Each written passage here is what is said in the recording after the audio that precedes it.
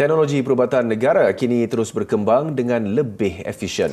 Para penyelidik tempatan mencipta satu lagi inovasi yang mana sisa buangan tendon kambing biri-biri mampu memulihkan luka kulit. Perinciannya dalam laporan Nurul Atikah Muhammad Azlan.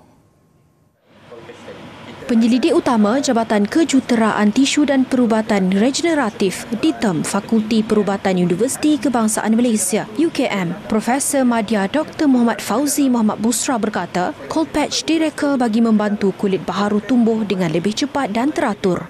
Dia bermula dengan keadaan pesakit diabetik ataupun luka kronik yang sukar disembuhkan atau dipulihkan.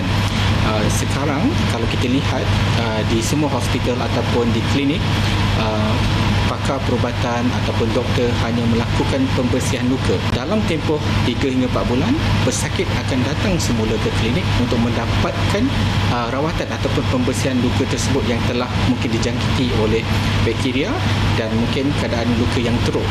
Justeru sekumpulan penyelidik tempatan menjumpai satu pendekatan lebih efektif, pantas dan berpatutan dengan menghasilkan cold patch pan collagen berasaskan tendon kambing biri-biri yang berfungsi sebagai kulit sementara bagi melindungi luka dalam akut dan kronik.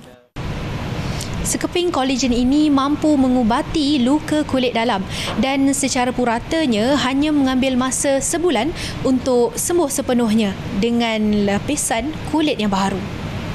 Menurut Dr. Muhammad Fauzi, produk yang dihasilkan ini turut mengambil kira pelbagai aspek antaranya pemilihan jenis mamalia yang bersesuaian serta menitik beratkan segi sosial, agama dan ekonomi masyarakat di negara ini.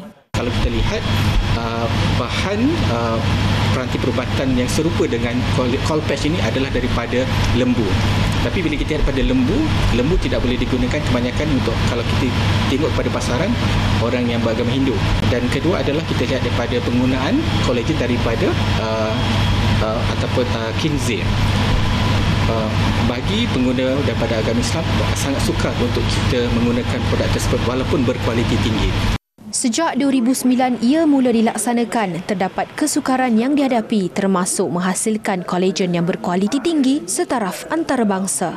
Cold patch yang telah diuji bersama sel-sel kulit ini menunjukkan tahap keserasian bio yang amat baik dan sel membiak dengan lebih banyak dan pantas. Kini cold patch berada dalam ujian awal klinikal fasa 1 atau 2 untuk menilai keselamatan dan keberkesanan pada manusia. Inovasi ini dijangka menawarkan penjimatan 50 hingga 60% berbanding produk import yang boleh mencecah sehingga 7,000. Bagi sekeping cold patch tidak termasuk kos prosedur dan rawatan susulan. Laporan Nurul Atikah Muhammad Azlan.